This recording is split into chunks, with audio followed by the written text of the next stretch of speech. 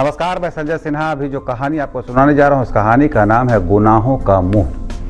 कल नाश्ता में सिर्फ तरबूज खाने को नहीं मिला, ज्ञान भी मिला।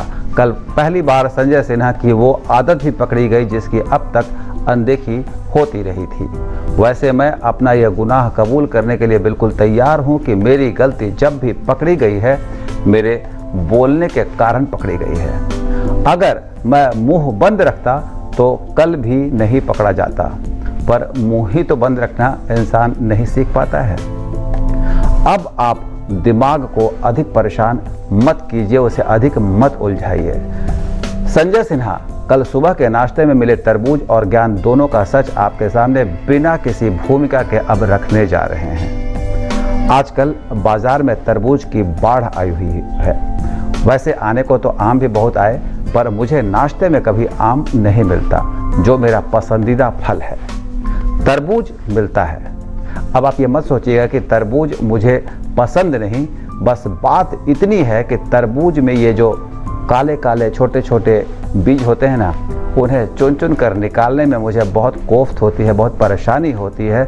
तो मैं क्या करता हूँ कि तरबूज के जो बीज होते हैं उन्हें निकालने की मुश्किल से बचने के लिए बीज समेत तरबूज खा जाता हूँ। कल भी यही हुआ, पर कल ये भी हुआ कि खाते खाते संजय सिन्हा ने पत्नी से पूछ लिया कि तरबूज में इतने बीज होते ही क्यों हैं? आम की तरह एक ही बीज होता तो कितना अच्छा होता। पत्नी इतने पर भी चुप रही, पर जब मैंने उससे ये भी पूछ लिया कि तरबूज के बीज खाने से कोई नुकसान तो नहीं होता, तो ज्ञान सामने आ गया और साथ ही मेरा गुनाह भी। मैं अब तक न जाने कितनी बार तरबूज के बीज खा चुका हूँ, पर कल पहली बार मैं पकड़ा गया। और पकड़ा क्यों गया? बोलने के चक्कर में। आदमी गलती तो करता रहता है, पर बोलकर फंस जाता है। मेरी पत्नी ने मेरी प्लेट की ओर देखा और हैरान होकर वो कहने लगी, संजय तुम तरबूज बीज समेत खा जाते हो? हे भगवान, शादी के इतने साल में कम से कम 100 बार मैं तरबूज खाया होऊंगा। कब मैंने बीज बाहर निकाले हैं? और बीज खाने से होता क्या है? मुझसे तो ये बीज नहीं निकलते, मुझ में इतना धैर्य ही नहीं है। वैसे बीज होते बहुत अस्वादिष्ट हैं, पर क्या करूं? अगर इनमें आम की तरह एक ही बीज होता तो कितना अच्छा होता। मेरी पत्नी ने कल मुझसे यही कहा कि इसमें बहुत सारे जो बीज होते हैं ना, वो तुम्हारे जैसे लोगों के चलते होते हैं। मैं हैरान था, मेरे जैसे लोगों के चलते? उसने कहा हाँ, अगर अधिक बीज ना होते तो ये तरबूज की प्रजाति न जाने कब के खत्म हो गई होती। तुम जैसे बहुत से लोग इस बात की चिंता ही नहीं करते हैं कि बीजों को बचाना पड़ता है ताकि आगे भी इनका वंश चल सके।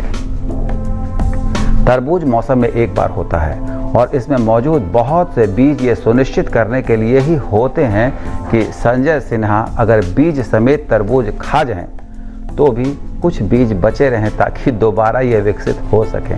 वो कह रही थी, सोचो अगर इसमें एक ही बीज होता तो तरबूज कब के उगने बंद हो गए होते। मैं हंसा। फिर मैंने कहा कि वैसे तो मैंने तुमसे पूछा है कि तरबूज के बीज खाने से नुकसान तो नहीं, पर मैंने पढ़ा है कि तरबूज के बीज फायदा ही पहुंचाते हैं। उसने कहा हाँ, ये सही है कि तरबूज के बीज फायदा पहुंचाते हैं, पर उसे खाने का अपना तरीका होता है। उसे निकाल कर, धोकर, सुखाकर, ऊपर का छिलका उतार कर फिर उसे खाते हैं। ये जो इसमें काला छिलका ऊपर होता है वो थोड़ा कठोर होता है, थोड़ा कड़क होता है। वो इसीलिए होता है ताकि वो स्वादिष्ट ना लगे।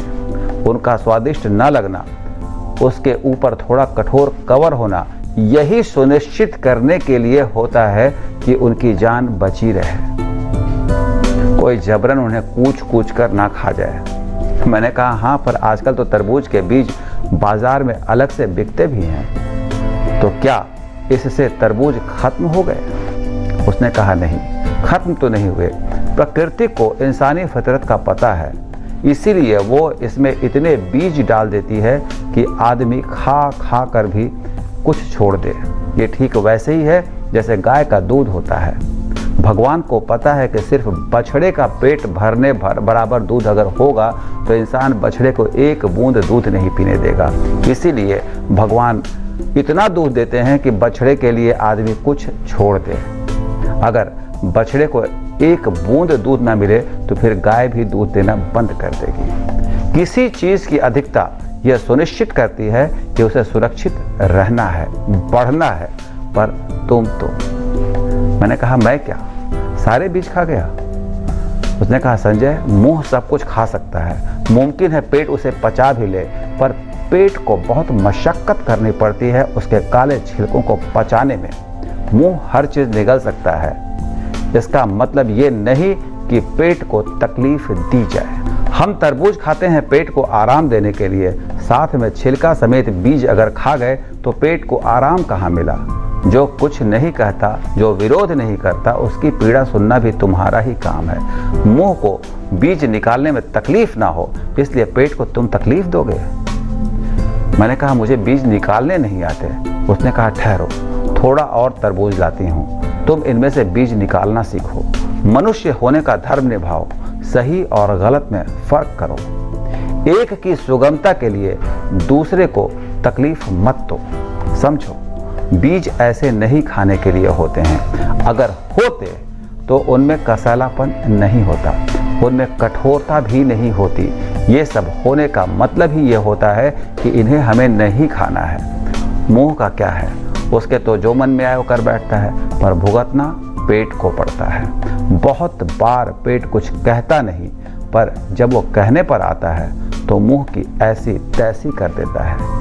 पर पेट को इतना सताया ही क्यों जाए कि वो कभी विरोध कर बैठे। एक दिन पेट के विरोध से बेहतर है मुंह पर ही नियंत्रण लगाना। ध्यान रहे, मुंह की सजा बहुत बार पूरे शरीर को भुगतनी पड़ती है। उम्मीद है कहानी का संदेश आप तक बिल्कुल ठीक से पहुंच गया। এই চ্যানেলটির প্রতি আপনার আগ্রহ আমাকে আরও উৎসাহিত করবে। ধন্যবাদ।